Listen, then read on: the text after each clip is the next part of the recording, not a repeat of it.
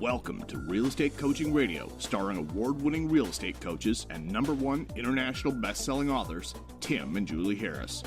Real Estate Coaching Radio is the nation's #1 daily radio show for realtors who demand authentic, real-time coaching. Get ready for fluff-free, unfiltered, full-strength honesty about what's truly working to get you into action, helping others, and making money now in today's real estate market. Now to our hosts, Tim and Julie Harris. So we love your emails. We get your emails, we read your emails, and we get occasional emails that we want to share with all of you guys. And so I'm going to read one, and Julie's not prepared for this. I'm going to read it anyway. Actually, Julie, I forwarded this one to you. I did not ask Timothy, I know he's a listener, permission to read this. Yes, I know who you're talking about, and I did respond. Okay, can you do me a favor and read his email, but don't read his last name unless he gave us permission to use his email, which I didn't ask. I assume you didn't ask. So you can read it. Could please read his email? And then listeners, we're going to get back to what we started yesterday. And that topic was, of course, the 12 strategies to stop toxic people from driving you nuts. All right. So Not Julie, that ever happened, but okay. No, read Timothy's email and let's respond to it, because we share the emails that we think will have a broad impact on all of you guys. We'll read those to you and do as we are now. And then a lot of the other emails, between Julie and I, we probably get 20 or 30 a day. We respond to most of those directly, like right away. They're short usually. If you want answers right away, just send us short emails, tim@timandjulieharris.com or julie@timandjulieharris.com. And then occasionally we come across little gems like this one, which will be beneficial to probably tens of thousands of you who are listening. Julie? Yes, okay. He writes, "Hello, Tim and Julie. Tim, I really like your name. Julie's is not bad, but your name is the best. I am a stay-at-home dad with little kids. I'm planning on becoming a real estate agent when the girls start school about 3 years out. I started listening to your podcast recently and love it. No bullshit information in a profession that feels like it's full of it. I hope I can be a no bullshit real estate agent that others can trust. My sister is also becoming an agent in another market. She just passed her exams. I purchased Terrace Rules for her. I can't wait to read it. Now that I have the life story, finally, my question, are there other books or resources or anything else I can do in the next 2 to 3 years to prepare myself to hit the ground running?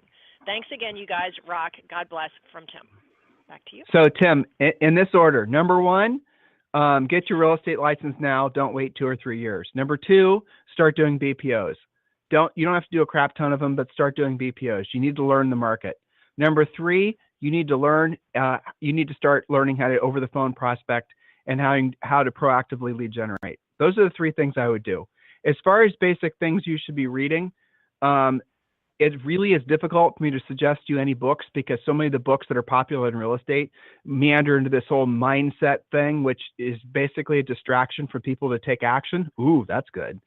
You write that one down, Julie. That's what happens when I have a cup and a cow. Yeah, exactly. So, but as far as the books that I would suggest, I really like Ryan Holiday's "Ego is the Enemy" book.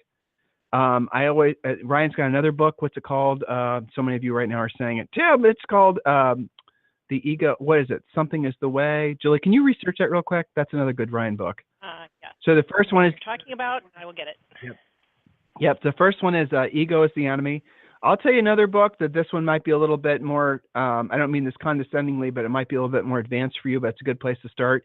We recommend Profits Aren't Everything, They're the Only Thing. That's a very hardcore business book, which is frankly offensive to probably 80% of the people I've ever referred it to, but I'm going to keep referring it because it really does cut through all the bullshit and gives you the real bottom line of running a business, which, by the way, the title should be your tip-off what the book is about. Profits aren't everything, they're the only thing. That really kind of says what it is, but go ahead and get that book too.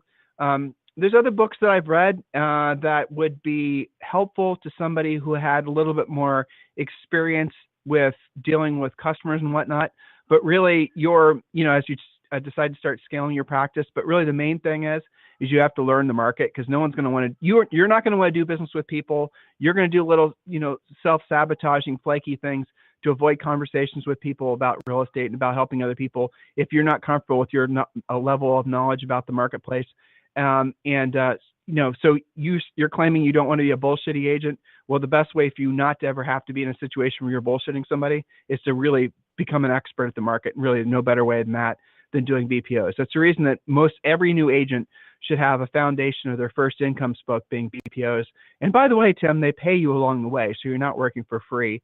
I think those three things would be the things I would focus on primarily. And definitely the over the phone prospecting. That's becoming a lost art, which, I mean, from a competitive perspective, if I were getting into real estate now and I looked around the horizon and I attended seminars where people were using law of attraction, Mickey Mouse, and they were telling agents to buy buyer leads and all this other stuff, I'll tell you what, I would just be so happy to see all these people that are getting all this shitty information, because that means that people aren't going to be prospecting. That means that there's going to be just, this is me as an individual practitioner being a competitor, right? This is how I think, not as a coach, but it's how I think as an agent. I would absolutely positively do the exact opposite of what everybody else is doing. And what everybody else is doing is basically buying leads and looking for easy buttons. So do what you don't want to do when you don't want to do it at the highest level. And that really comes a lot from essentially learning to be really good at knowing the market. Like I said, that's through BPOs. That's the best crash course in that. And then learning how to proactively lead generate. That's a nice way of saying learn how to prospect. Now, here's another one. Jeb Blunt's book, Julie. Fanatical prospecting. Fanatical prospecting. Yeah. Yes, that would be great. Right. And what was Ryan's? That's a great book too, listeners and Tim. And Julie, what was the other Ryan book? The Obstacle is the Way. The Obstacle is the Way. Yes. And, the real estate treasure map, it's never too early to do that, even though he's not officially launched yet, because it does cause you to be introspective about what real estate is supposed to provide for you and your family. It causes you to think about and create a schedule. It has financial worksheets so that you can get to the bottom of that. So I think I would recommend that as well, not just because we wrote it, but because that helps any agent. And I really like getting them started out right before they develop any bad habits. Yeah, so don't wait. I'll tell you the one thing I fear about your question is that you seem to be showing signs of the getting ready to get started, to think about it for a while and planning and master. You seem to be in your very question. I appreciate it, but also I'm reading between the lines using my coaching brain, and you seem to be somebody who's a procrastinator, which is going to be a mistake. You won't succeed at anything in life if you continue to operate like that. So as you learn, Julie, what's that Maya Angelou quote that you like you're putting into our new book? Pray with your feet. When you pray, move your feet. Yeah, exactly. So hopefully we intended to fire hose you with potential things to expand your thinking and learning, and I think there's nothing wrong with that. So Julie, let's get back, unless you have some other things from Facebook and whatnot you'd like to I just have a quick one. Ruminate on. Sure. Yes, Teresa Messmer writes, so it's raining and cold. Lord knows I don't want to do what I don't want to do. What am I doing? I'm door knocking my area for expired listings from 3 to 6 months ago and already got 2 appointments. So nice job doing what you don't want to do when you don't want to do it, even when it's raining and cold. So I just had to point that out and highlight the fact that she took action anyway. Let's see. We referred to the Harris Rules book a few times there. And if you guys don't have that yet, get on over to Amazon and either download it, get the hard copy, or listen in Audible. Just a quick review from Elizabeth Richardson, who I think just is an excellent writer, by the way. Harris Rules provides an unceasingly optimistic, easily accessible, no-nonsense guide to building a real estate business for both aspiring and experienced entrepreneurs. Julie and Tim Harris's infectious optimism belies the difficulty of implementing the clear, concise, daily, monthly, and annual goals they recommend to their readers. However, their refreshingly honest, take-no-prisoners approach, punctuated by delightful acronyms that make their good advice easier to remember, makes Harris Rules a must-read for real estate entrepreneurs. Nicely done, Elizabeth. We appreciate you. You need to clip that one. You need to clip that one and use it on the back cover of the new book. That was really well written. I'm going to do that. And then one more, because I thought this was interesting, and I also know who this is, by S. Mann. Writes, although this book is geared towards realtors, I feel that the practices can fit any entrepreneur's life. I am a transaction coordinator and absolutely love this book. This book sets your mindset right and gets you moving in the right direction. So thank you for that. I believe Sarah is S's name. And yes, I love that review. So on to the continued discussion of what to do about toxic people. And I think we're going to start probably on point number 7, when you're ready. Yeah, go for it. Okay, so we're talking about action steps. What is your strategy to remove the toxic from your life? Point number 7. If you missed the rest, you listen to yesterday's podcast. Focus on what's going right more than what's going wrong. Gratitude, grace, and giving will prevail when you focus on what you're here to give more than what's here to take. When someone slips through your filter, but they're still your client, especially when you have them in contract, it's your job to follow through for them. Be the solution, not a continuation of the problem. Get back to a place of being of service. Sometimes you have to get out of your own way, and this means setting your ego aside and simply doing your job. Your clients trust you to lead the way even if they don't verbalize this to you. They don't know how to ask for help, but they do know that, but you need to know that they crave your leadership, even if they don't tell you that. Profit is the result of your leadership and your skill. So when you're in it, you have to be the leader. Don't be part of the problem. Anything you want to add to that, Tim? Show emotion without being emotional, I think. I mean, I was just having a coaching call with a great guy up in Washington State. Yeah, and he is a lot like many folks that have no filter between essentially absorbing other people's emotions. It's a very common thing that people do. You think, in life in general, with your friends and family and loved ones, that's how you should be, assuming they're not, leeches who essentially have made a profession of essentially dumping their emotional garbage on your doorstep, which is unfortunately the case with a lot of people. But professionally, you should not absorb other people's emotions. And saying that sounds callous, but it's true. So you have to learn how to have very high walls to protect yourself. Otherwise, you're going to burn yourself out. We talk about this on the podcast all the time. When you look at why you feel the way you feel at the end of the day, when you're thinking about that second glass of wine, for example, what is it that you're trying to mute in yourself? It's probably just the raw emotions you've absorbed throughout the day. If you don't have strategies specifically to protect yourself from other people's sort of emotional miscreants, you're going to discover that you won't have anything left for yourself or your family. Little tips for that, and there's a lot more about this in Premier Coaching, obviously, but just for the sake of the podcast, the main thing is show emotion without being emotional, as I already said. The next thing is learn how to say things that show that you care without you having to basically fillet yourself emotionally for the sake of their problem. Because when you do, you become ineffective, not just for you, for the real estate transaction, for the service you're supposedly providing to them, but for your family and for yourself as well. I hate for you that this is happening, Mr. Seller, Mrs. Seller. Mr. and Mrs. Seller, I hate the fact that you guys are going through this, but this is what we need to do now. I wish you guys weren't experiencing this right now. I have to tell you, my wife and I are just really distraught about the fact, and we're going to pray for you, but this is what needs to happen now. See? Show emotion without being emotional. You cannot lament in their emotions. You cannot become, and don't try to coach them. A lot of you guys meander into that realm too. Too many Dr. Phil books are filling your head, and you're trying to basically be their coaches, their counselors. That's not your job. Your job is to provide service, real estate transaction, get the process closed smoothly, make sure all the laws are followed, net the seller the most amount of money, the least amount of time, the least amount of hassle. That's what you get paid for, and then do protect yourself. A normal professional, a nurse, a doctor, people like that, they have been trained to be in situations that are highly emotional and yet not absorb them. At least the good ones have, right? Now you can go too far, and you've all come across probably doctors that are a little bit too, emotionally detached. I'm not suggesting that. But I am suggesting is, yes, your emotions and your ability to be empathetic towards other people are probably some of your greatest strengths, but they also can be some of your greatest weaknesses if you don't protect yourself. Next point, Julie.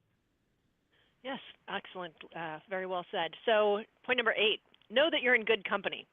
There's not a top producing agent in the country who hasn't had to deal with toxic people. The best ones learn from those relationships and take steps to minimize them in the future. I just had a conversation with a great agent and broker in Bozeman, Montana about this.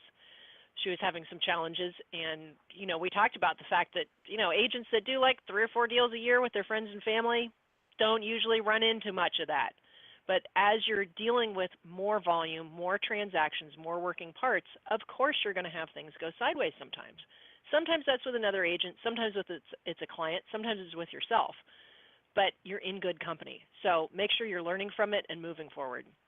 Point number 9, challenge yourself to make it a game of being one step ahead until you close. This Bozeman agent was telling me she's about to list a $2 million residential, beautiful home, but that the sellers are a little bit high maintenance. Well, challenge yourself to make it a game, being one step ahead till you close. Remember that what you're making to deal with the situation. You're being paid for your expertise. Chances are you're still making really good money per hour, so put on those big girl panties and get to work, one of my coach's sayings. Okay, so point number 10. Do you say that to men? Only if I have to. So you can borrow that if you want. All right, so number 10, know that 9 out of 10 I'm not borrowing your big. What are we talking about? Now you're telling me to borrow your big girl panties? Dude, this conversation has gotten really weird. Saying. Oh, Julie, wow. You're now a year older and you're really taking the gloves off. Well, I have to keep up with your caffeine intake, so that's okay. That's true. So, hold on as I have 10. another swallow of coffee. Yes, give you a break. Know that 9 out of 10 times, toxic people don't mean it. Real estate is far more stressful to the average Joe or Josephine than it is to you. It's the biggest, most serious transaction they've ever done, and for some of them, the biggest one they ever will do. The tendency is to freak out and become unglued, not to become a meditative, calm Buddha during the transaction. Be there for your clients, even if they're driving you crazy. They're stressed. Have some compassion. I mean, Tim, I don't know if you remember, whenever I read through that point, I remember we had a transaction once, and the house was in Gahanna. It was about $450,000, and the guy was relocating in, and it was like the world's most perfect transaction. There was nothing wrong except what he wanted to make wrong. He was just one of these real stress monger types. And I remember it was so bad that I'm pretty sure I actually deleted him from our database because I didn't want to spend money on the postcards and the communication with him. And then 4 years later, they called a list with us. I don't know if you remember this guy. And you and I were both really shocked because we hadn't communicated. We kind of felt like his deal was this crazy deal. And I will never forget, we went there, we took the listing, he was getting relocated back out of Columbus, and his wife's walking us to the car. And I had to ask, I'm curious, what decided, why did you decide to call us back? And I remember she said, well, I know he's a jerk. You know he's a jerk. You guys are the only one who has ever been able to deal with him. And that reminds me of this point, that crazy, toxic people, they don't even know that they're like that, some of them. Maybe their spouse and people around them know, but it's your job to take good care of them. And, the second time around, they were actually fine. So I always think of that many times it's in the heat of the transaction. And it's just like, you and I used to hate doing price reduction calls, right? And that's never a fun conversation. But then they'd always hug me at closing, right? Because why? We finally got it in contract. They closed. Everybody's happy. It's great. I mean, I could go on story after story about that. Go ahead. You said something a second ago, which was really important. I hope these guys picked it up. When you start meandering out of your centers of influence and past clients as your core business, which all of you will have to if you ever really want to grow your business, because that's a spoke on your wheel, but it cannot be your only spoke. So as you start to expand beyond your center of influence and past clients, you're going to start dealing with people that are just real estate clients. They're not people from church, synagogue, mosque, or you grew up with, or your aunt, or your whoever. So they're going to feel more comfortable treating you like shit. And that's called normal. And for all the reasons that we're stating. Now, not everybody, don't misunderstand what we're saying. And we're not saying you're supposed to be a human punching bag. But what we are saying is they start seeing you more as a service provider, and they have less of an emotional attachment to you from all the usual reasons that people, centers of influence, past client type attachments. You're going to get more of an unfiltered version of them. You're going to get the truest version of them, good, bad, and ugly. And it is what it is, guys.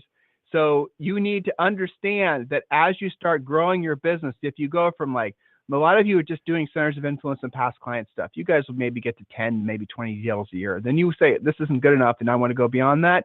Then you're going to have to start expanding and doing more proactive lead generation and other sources of business. By the way, don't make the mistake of thinking you're supposed to buy your business.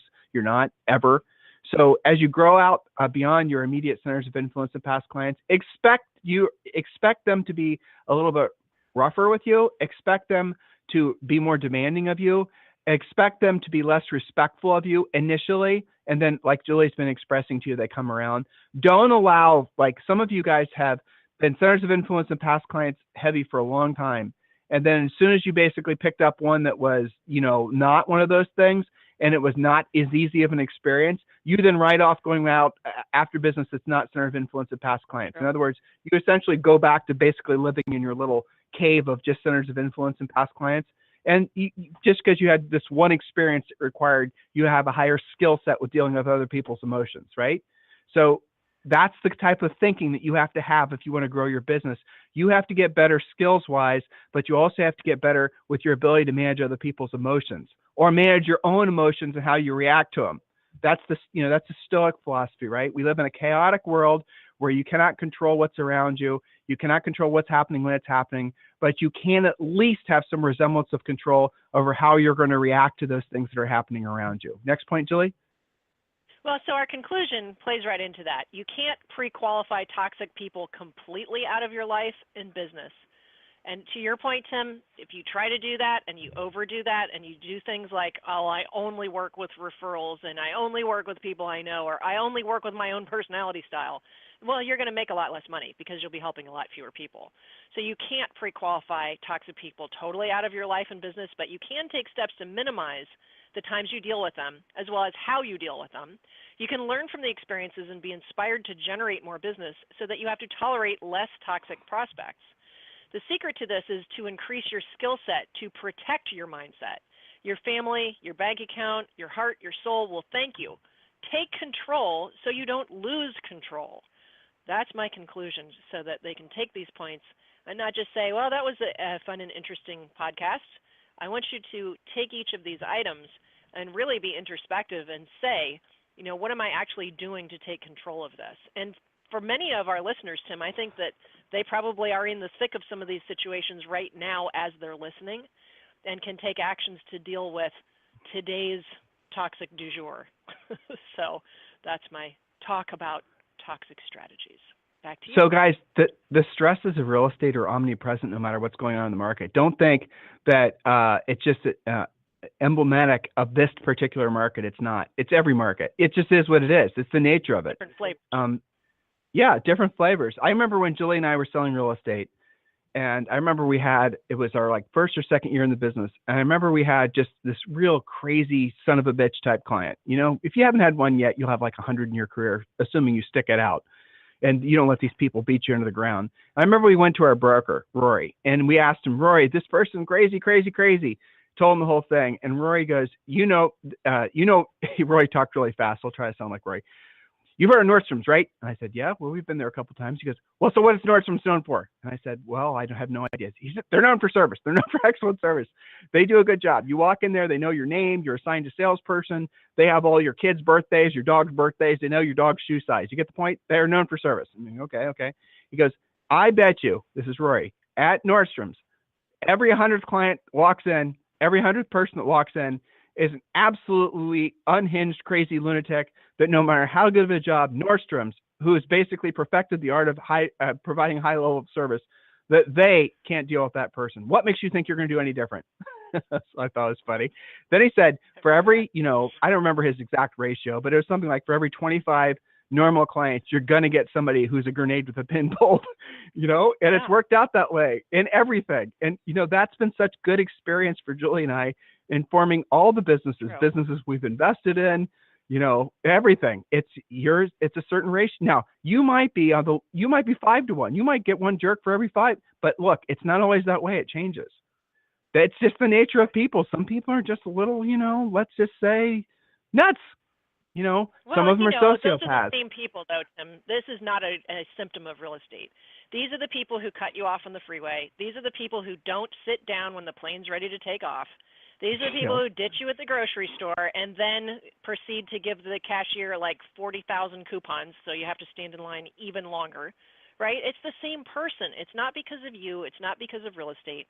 These people just exist, and you have to really kind of feel sorry for them, because what's gone on in their life that they're comfortable acting that way out in the wild in society where they can, pollute everybody's mindset. You have to turn it around and have that compassion. Otherwise, you will become one of them.